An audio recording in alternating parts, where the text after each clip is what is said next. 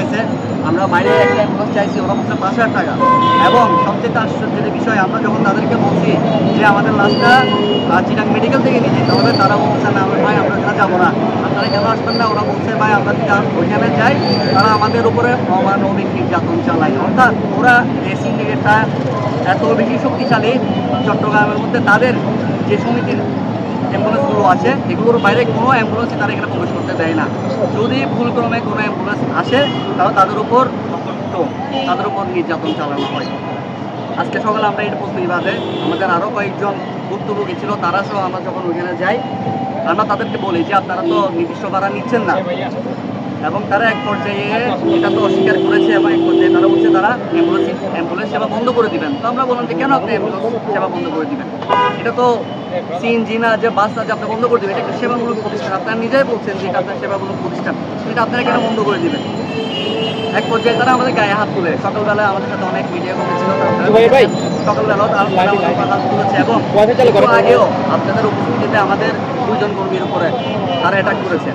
যেখানে আরেকটা জিনিস বলে রাখি, আমরা এর মধ্যে এখানে পরিচালক যিনি আছেন তসলিম সাহেবের কাছে গিয়েছিলাম। তসলিম সাহেব বলছেন তিনি নিজেও নাকি এই সিন্ডিকেটের মাধ্যমে অত্যাচারিত হয়েছেন। একটা মেডিকেলের পরিচালক যদি তার মেডিকেলের আওতাধীন অ্যাম্বুলেন্স সিন্ডিকেটের কাছে নির্যাতিত হন, তাহলে আমরা যারা সাধারণ মানুষ আছি আমরা কার কাছে যাব? তারা বলেছে, তসলিম সাহেব বলেছে আমাদের কিছু করার নাই, এই জিনিসটা দেখবে মেয়র, এই জিনিসটা দেখবে ডিসি। কিন্তু আমরা যখন ডিসির কাছে যাই, আমরা যখন মেয়রের কাছে যাই, তখন তাদের থেকে শুনতে পাই এটা মেয়রের মধ্যে পড়ে নাই। আমরা ডিসির কাছে গেলে তারা বলে তাদের মধ্যে পড়ে নাই। তার মানে কি মেডিকেলের এই মেডিকেল সিন্ডিকেট কি বাইরে থেকে কেউ কন্ট্রোল করতেছে যে কারোর মধ্যে এটা পড়ে নাই? কেউ তাদের দায়িত্বের মধ্যে এটা নিচ্ছে না।